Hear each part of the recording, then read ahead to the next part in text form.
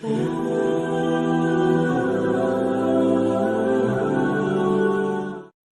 वालेकुम रहमतुल्लाह। दोस्तों, आज की वीडियो नमाज में वसवसे और डिफरेंट ख़यालात के आने के बारे में है। एक भाई ने सवाल भेजा है कि मुझे नमाज में बहुत ज़्यादा ख़यालात आते हैं और नमाज में कंसंट्रेट करना मुश्किल हो जाता है।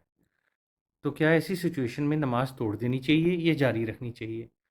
और क्या नमाज हो जाती है ख़यालात के आने के बावजूद? और ये भी ज़रूर बताएं कि नमाज में ख़यालात से बचने का तरीका क्या है। हुज़ूर नबी अकरम सल्लल्लाहु अलैहि वसल्लम के इरशाद के मुताबिक नमाज में जो ख़यालात आते हैं वो शैतान की तरफ से होते हैं।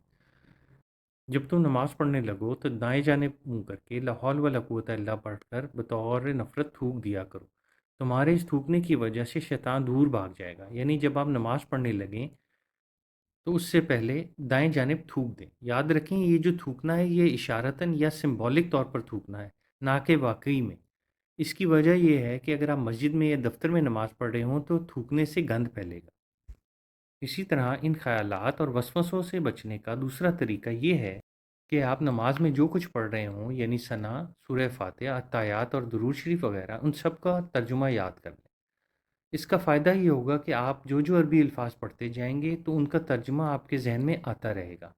तो फिर इस तरह से आप वसवसों और ख़यालात से महफूज रहेंगे।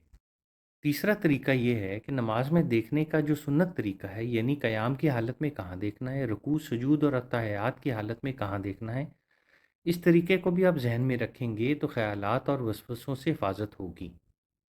आखिर में जो सबसे इम्पोर्टेंट बात आपने जहन में रखनी है कि वसावस और ख़यालात आते हैं, उनसे नमाज नहीं टूटती, बल्कि आपकी नमाज बिला कराहत दुरुस्त तौर पर अदा हो जाती है। लिहाजा नमाज को तोड़ने और दोबारा शुरू करने की कोई ज़रूरत नहीं, बल्कि अपनी नमाज मुकम्मल कर लिया करें।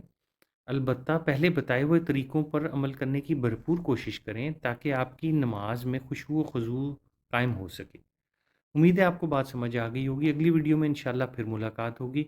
हमारी वीडियो को लाइक और कमेंट ज़रूर कीजिएगा। अल्लाह हाफ़िज़।